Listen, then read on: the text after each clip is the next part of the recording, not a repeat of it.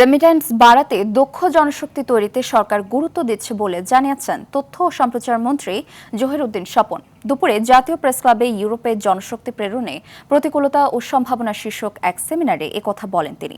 মন্ত্রী জানান, প্রবাসীরা দেশের বৈদেশিক মুদ্রা অর্জনে গুরুত্বপূর্ণ ভূমিকা রাখছেন এবং বর্তমানে তাদের পাঠানো রেমিট্যান্স $20 বিলিয়নেরও বেশি।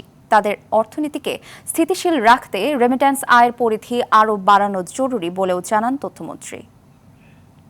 উপার্জনকে বাড়াতে হয় তাহলে আমাদের এই দুটো জায়গাতেই পরিধি বাড়াতে হবে।